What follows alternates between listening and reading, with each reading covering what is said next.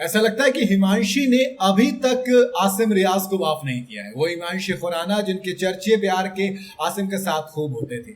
हालांकि ब्रेकअप के बाद थोड़ी सी नाराज है, लेकिन हाँ, शहनाज बिग बॉस 13 है ना, वहां उनको माफ कर दिया लग रहा है। उनके बीच अब सब ठीक है। बिग बॉस 13 में नजर आ चुकी हिमांशी खुराना एक बार फिर से चर्चा में। दरअसल उन्होंने हाल ही में अपने एक्स बॉयफ्रेंड और शहनाज गिल के बारे में बात की, यानी कि आसिम की। उन्होंने आसिम की बजाय शहनाज को चुना।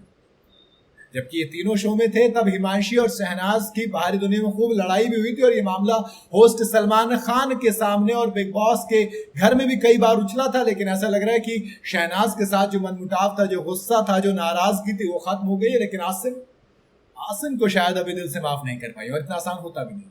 पंजाबी एक्ट्रेस हिमांशी खुराना को हाल ही में chat show spotlight with Mandy में देखा गया था। वहां पर उनसे कुछ नाम में से किसी एक नाम को चुनने के लिए कहा गया। अब 2 नाम लिए जाएंगे, कहा कि भैया और आपको जो आपको पसंद है उसको आपको मतलब एक तरीके से चुनना है। जैसे होस्ट ने दिलजीत या कपिल शर्मा का नाम लिया, सानिया मिर्जा या दीपिका पादुकोण, सलमान खान या विराट कोहली, इंस्टा या स्नैपचैट, शहनाज गिल या आसिम रियाज। इन दोनों में से किसी एक को चुनने के बारे में, मतलब प्यार या फिर वो दोस्ती, ब्रेकअप या फिर वो लड़ाई, क्या ज्यादा इजी होता है चुनना? तो उस लड़ाई माफ की जा सकती है। खैर, हिमांशी ने दिलजीत को चुना, फिर दीपिका को, फिर विराट को, फिर इंस्टा को और आखिर में शहनाज गिल को चुना। उन्होंने कहा जाहिर है शहनाज। ये सुनकर होस्ट थोड़ी सी हंसने लगी, मतलब बनता तो है दोस्त। कैसे? आपको याद होगा सीजन 13 जब शुरू हुआ था बिग बॉस का, तो उसमें आसिम और हिमांशी की मुलाकात हुई थी। इस शो में आने से पहले हिमांशी 9 साल के रिलेशनशिप में थी, लेकिन उन्होंने इस रिश्ते को तोड़कर आसिम रियाज का हाथ थामा था। बहुत बड़ा फैसला था। लेकिन शो खत्म होने के कुछ महीने बाद हिमांशी और आसिम का ब्रेकअप हो गया। दोनों ने क्रिप्टिक पोस्ट किए जिसमें रिलीजन को इशू बताया गया। दरअसल आसिम रियाज मुस्लिम है, हिमांशी खुराना पंजाबी हिंदू परिवार से आती है। तो ऐसे में कई बार क्या होता है, मन में सवाल आता है कि आपको पहले नहीं पता थी सारी चीजें?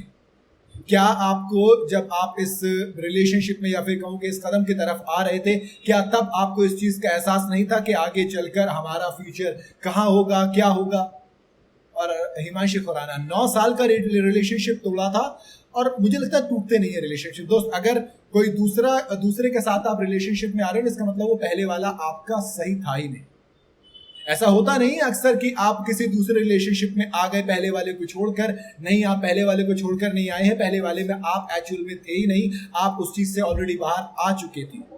बट जो भी है, बुरा तो बहुत लगेगा हिमांशी को ये वाली चीज, एंड तभी शायद आसिम रियाज को अब तक माफ नहीं कर पाई है। आसिम, मेरे ख्याल से ये चीज सोचनी चाहिए थी दोनों को ही कि क्या रिलीजन आगे चलकर इशू क्रिएट करेगा या नहीं करेगा। और अगर आपको, क्योंकि आप कोई बच्चे नहीं हो स्कूल के, आप ग्रोन अप अडल्ट्स हो जिनको सब पहले से पता होता है, तो ऐसे में बाद में चलकर ये चीजें अगर दिक्कत देती हैं तो फिर वो गलत है मेरे हिसाब से। बाकी आप अपनी राय कमेंट में बता सकते हैं। वीडियो अगर आपको सही लगी हो तो इसे लाइक और शेयर जरूर करें, और जाते जाते चैनल को फॉलो और सब्सक्राइब जरूर करते जाइएगा।